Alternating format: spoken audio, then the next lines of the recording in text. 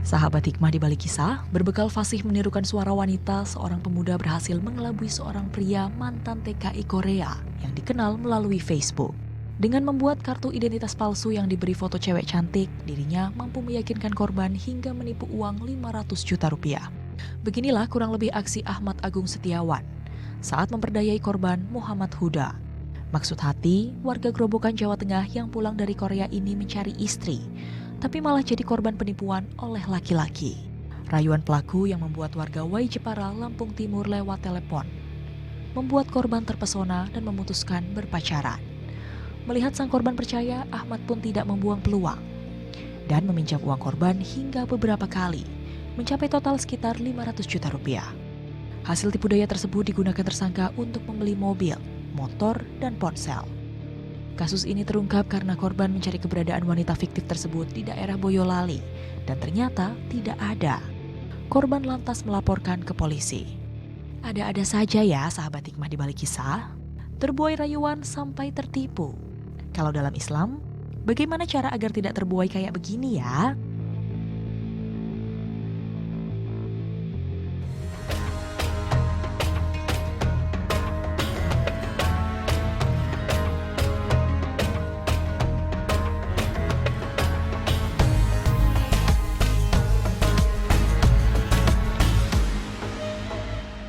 Assalamualaikum warahmatullahi wabarakatuh. Alhamdulillah pagi ini kita berjumpa lagi seperti biasa bersama saya Rahmah Hayuningdia dan juga kali ini sudah ada Ustadz Zaki Mirza. Assalamualaikum Pak Ustadz. Waalaikumsalam warahmatullahi wabarakatuh. Alhamdulillah kabar baik dan selalu segar. Segar, Pak Ustadz, fresh. segar, Karena ya? make up juga.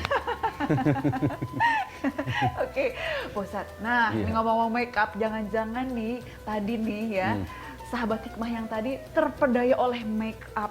Ya kan, tapi kalau kata orang-orang ini udah masuk jebakan Batman, ya kan? Jebakan Batman. Betul.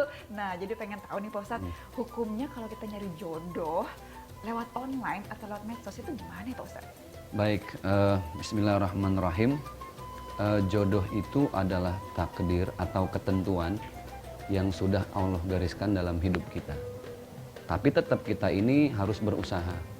Nah, ketika berusaha itu rambu-rambunya sudah dipesankan oleh baginda Rasulullah SAW.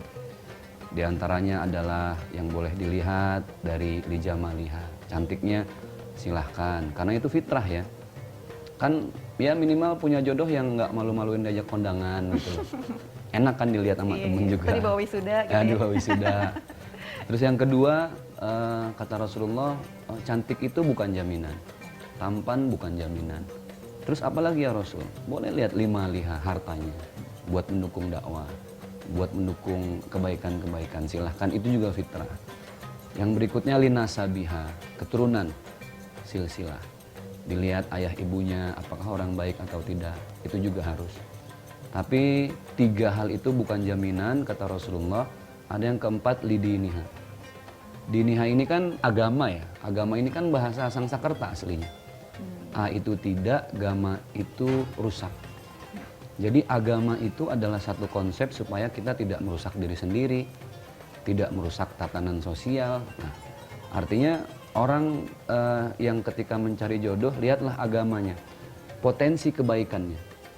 Ketika jadi suami, dia punya potensi untuk jadi imam yang soleh. Ketika jadi istri, dia punya potensi untuk jadi soleha. Mau dibina, mau dibimbing, dan lain sebagainya. Maka hal seperti ini kan harus real, ya. Tidak bisa kita lihat hanya di layar saja. Di profile picture aja nggak bisa, Ustaz. Karena kalau di digital, entah di Facebook, Instagram, sosmed lainnya, itu kan baru nempel satu faktor aja tadi, lijamalihanya saja, cantiknya kan. Itu juga kalau nggak pakai filter ya, Nah, Ustaz ya. itu dia. Ini kan kamera jahat semua sekarang kan. Itu baru satu hal. Masih ada tiga hal lagi yang harus kita investigasi. Harus ada observasi langsung. Maka sebaik-baiknya mencari jodoh, ya 4 hal ini harus dilihat langsung. Dan ini perlu waktu. Jadi merugilah sebenarnya ketika ada orang yang langsung tertarik, padahal cuma lihat di Facebook. Tiga hal lagi harus harus ditelusuri betul-betul loh. Jangan sampai kita akhirnya ketipu. Udah ketipu, uang habis, nggak berjodoh. kan ini udah jatuh ketiban tangga, kesiram cat lagi. Aduh, apes itu. banget.